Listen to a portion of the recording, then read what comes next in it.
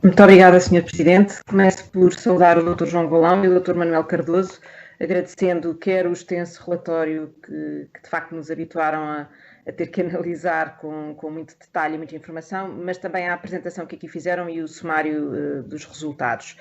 Eu começo, tal como o grupo parlamentar do Bloco de Esquerda e do PCP, por ter que fazer esta nota incontornável, bem sabendo que este relatório se reporta a 2019, portanto pré-pandemia. É impossível não fazer já uma espécie de um preview do que é que possa ser o impacto da pandemia e o que é que possa estar a afetar nas políticas de combate e dissuasão do consumo de drogas e álcool, não só pelo que decorre, obviamente, do distanciamento social a que todos estamos obrigados, aos confinamentos a que estamos obrigados, mas pelos impactos que sabemos, porque nos têm sido reportados e que o Sr. Deputado João Dias também já referiu, nas equipas que estão a trabalhar no terreno, com muitas limitações, algumas delas mesmo impossibilitadas de trabalhar, outras com muitas limitações nos meios que dispõem e até no acesso às pessoas, e também é importante dizer, na ligação que têm estes problemas com todos eles conjugados com a saúde mental. Portanto, há uma complexidade aqui que eu presumo que seja inescapável ao relatório do próximo ano, mas sobre a qual também não podemos deixar de dar uma palavra já hoje. Algumas questões concretas. De facto, lendo o relatório, e se calhar vou-me tornar aqui um bocadinho repetitiva, eu vou tentar ser sintética, há vários pontos que nos deixam preocupados. Há também pontos que nos deixam felizes com os resultados positivos e as tendências, sobretudo as tendências positivas, mas, por exemplo, no que diz respeito ao ciclo de ação 2017-2020, há de facto um aumento do consumo de outras drogas nos alunos entre 13 e 18 anos e, muito para nós preocupante, a diminuição do risco percebido associado ao consumo de drogas nos alunos de 16 anos, porque isso é um mau preditor do que possam vir a ser os seus comportamentos futuros. E, por outro lado, como também já foi referido, entre os jovens de 18 anos houve um acréscimo do consumo de cannabis entre 2015 e 2019. E talvez a minha primeira pergunta seja esta.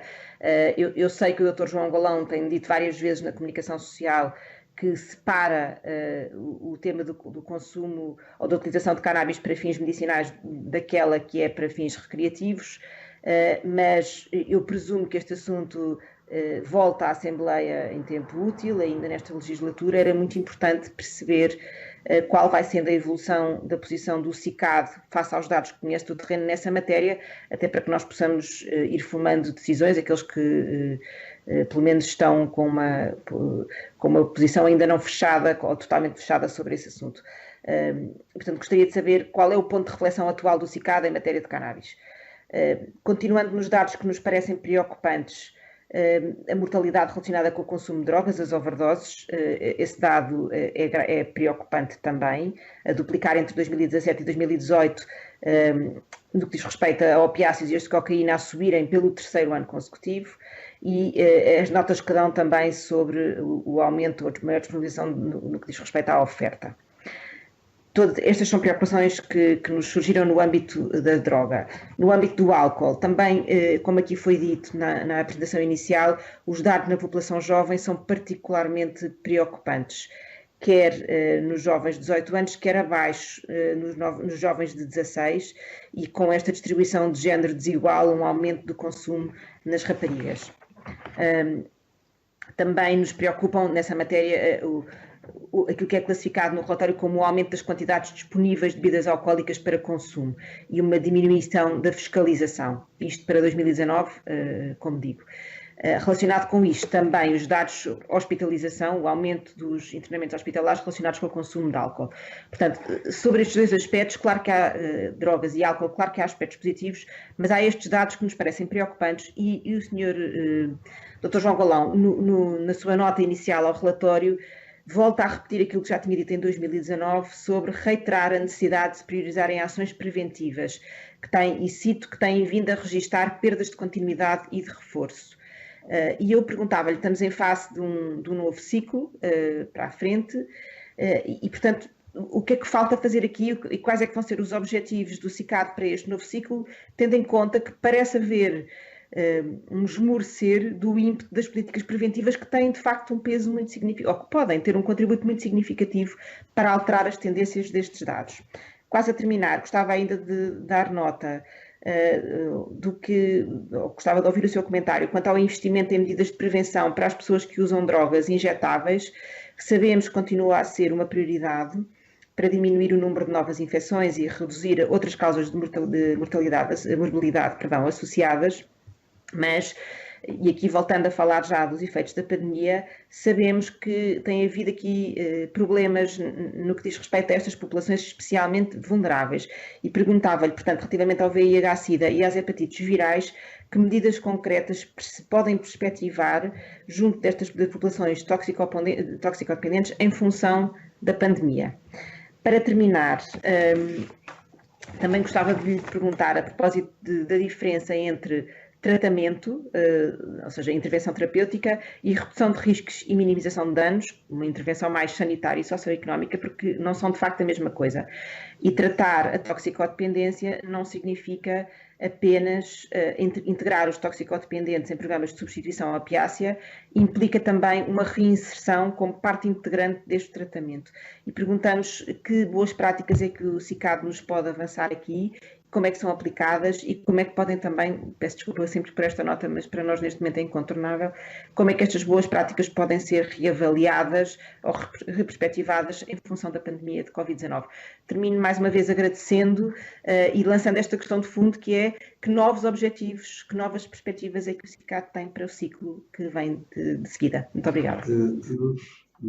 Focar-me agora nas perguntas foram talvez mais sistematizadas por parte da senhora deputada Ana Rita Bessa. Cannabis terapêutica versus não terapêutica, ponto de reflexão do CICAD. É evidente que esta é uma questão que virá novamente, se um contexto que nos faça dissipar outras prioridades, que virá novamente à discussão. E é importante ter a noção de que que a questão da cannabis terapêutica terá tido impactos na questão do risco percebido quanto ao uso não terapêutico, ou recreativo, como quisermos chamar. Penso que, enfim, não eludindo a discussão, parece-nos prematuro, digamos assim, voltar à questão da regulação ou legalização da cannabis para fins não terapêuticos, ainda mais porque no atual contexto essa não será porventura uma prioridade, mas por outro lado porque os dados que vamos tendo de experiências desenvolvidas nesse sentido não apontam para uma redução dos impactos que este uso possa ter. Penso que estamos de acordo que a cannabis está longe de ser uma substância inócua e o facto do recurso a estruturas de tratamento, pedidos de ajuda relacionados com ela, continuam a ser a apontar francamente para enfim, um reforço de medidas preventivas, de tentativa de aumentar a percepção de risco, menos do que a sua normalização, a regulação e o colocá-la no mercado de uma forma mais ou menos livre. As mortes relacionadas com opiáceos e com coca são, obviamente, uma das questões centrais, em relação às quais respostas inovadoras, como estas salas de consumo assistido, espaços de consumo vigiado e a distribuição de naloxona, disponibilização, poderá ser, de facto, um passo significativo a somar aos outros. Não é substituir, seja o que for, estes dispositivos, encaramos como respostas a somar às anteriores. O mesmo acontece, por exemplo, com a questão do drug checking, que nos permitirá, de uma forma mais generalizada, ele vinha sendo desenvolvido em contextos recreativos, mas é fundamental também consigamos alargar a sua disponibilidade para melhor conhecermos o que é que circula, para termos uma monitorização mais efetiva do que os consumidores, nomeadamente os consumidores de rua, encontram nos produtos que adquirem. E isto poderá ser uma medida de prevenção, digamos assim, de algo que é expectável que aconteça, como está a acontecer noutros países da Europa. É a entrada progressiva de novos opiáceos de síntese, como o fentanil e derivados, nos mercados, aumentando potencialmente o risco da ocorrência dessas overdoses. A senhora deputada Ana Rita Bessa perguntava, ou dizia, enfim, pedia uma reflexão sobre a diferença entre a redução de riscos e minimização de danos e o tratamento. Nós consideramos a redução de riscos e minimização de danos de acordo com a forma como foi enunciada na tal estratégia de 99, que já foi referida. O reconhecimento pelo Estado português de que, mesmo quando as pessoas não conseguem parar os seus consumos, não têm condições para isso, são merecedoras do investimento por parte do Estado no sentido de uma melhor esperança de vida e uma melhor qualidade de vida.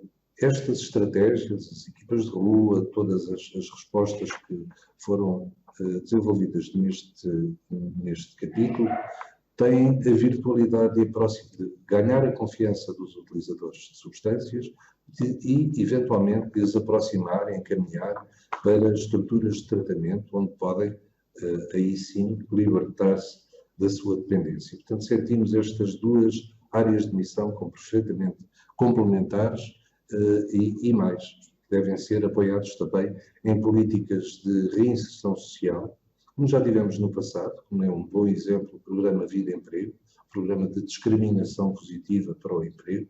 Nos últimos anos não tem havido condições sequer para nos aventurarmos a propor ou a sugerir a sua recriação, mas um programa desse tipo, penso eu, que merece uma reflexão e eventualmente reformulada para que possa estar presente e permitir às pessoas que se libertam das suas dependências uma vida de completa integração social, profissional, familiar, etc.